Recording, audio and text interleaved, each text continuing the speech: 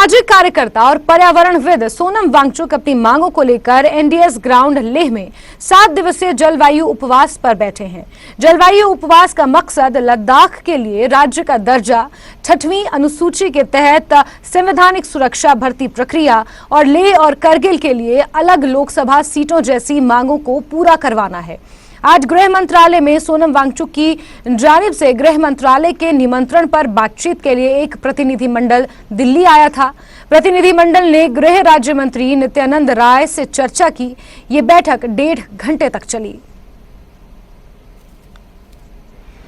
लद्दाख का डेलीगेशन अभी गृह मंत्रालय से राज्य मंत्री नित्यानंद राय जी से मुलाकात करके निकला है। सर, क्या हुआ, क्या बातचीत हुई है?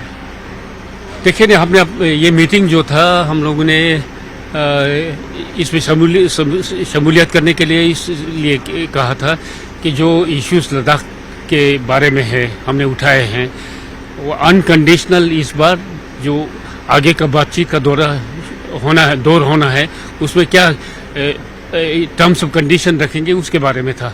तो हमने जो है सरकार के सामने जो एपेक्स बॉडी और केडीए की तरफ से 4 मुद्दे जो जिस पर हम इसको इशू को उठा रहे हैं, उसमें स्टेटहुड का मसला हो, 6 शेड्यूल इम्प्लीमेंट करने की बात हो और 2 पार्लियामेंट्री कॉन्स्टिट्यूशन की बात हो और सर्विसेज से रिलेटेड रिक्रूटमेंट का, तो वो हमने उनके सामने रखा है।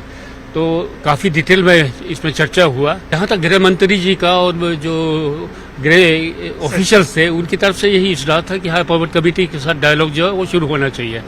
तो हमने इसमें अपनी सहमति जाहिर की, लेकिन हमने कंडीशन यही रखा जो हमारे जो मुद्दे हैं उसको टर्म्स ऑफ कंडीशन में रखना चाहिए।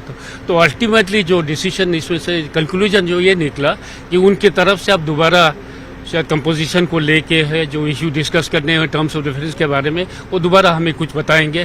तो उस पर फिर हम निर्णय लेंगे कि हम बातचीत का दौरा कंटिन्यू हाई पावर कमेटी के साथ करेंगे या नहीं करेंगे, वो हम बाद में उसमें फैसला करेंगे। थामसुंग चुवांग जी, शुक्रिया बात करने के लिए।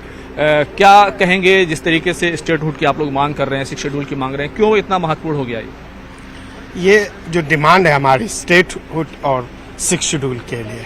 आप अच्छी तरह से जानते हैं 5 अगस्त 2019 के बाद लद्दाख को 2 चीज़ों से वंचित रखा गया है।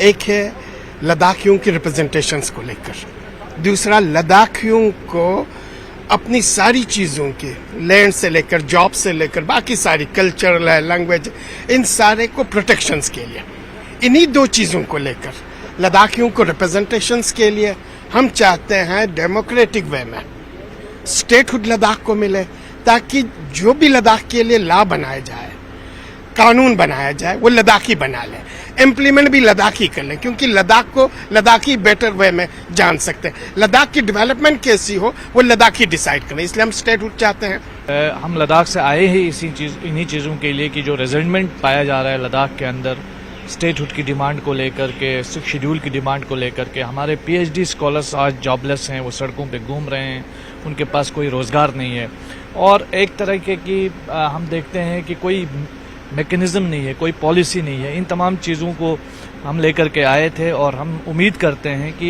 यहाँ एमएचए की तरफ से जो कंपोजिशन है उसको इस पर रिव्यू किया जाएगा। बहुत बहुत शुक्रिया। तो ये तमाम जो मुलाकात करके तमाम लीडर्स हैं वो यहाँ पर निकले हैं और काफ़ी पॉजिटिव रही है मीटिंग। बड़ी बात यह है कि हाई पावर कमेटी से के साथ आगे की बातचीत के लिए एक राह निकालने की कोशिश की गई है। तो तमाम मुद्दों पर चर्चा हुई है। कैमरामैन प्रकाश गुप्ता के साथ खुर्रम शहजाद, न्यूज़ 18 दिल्ली।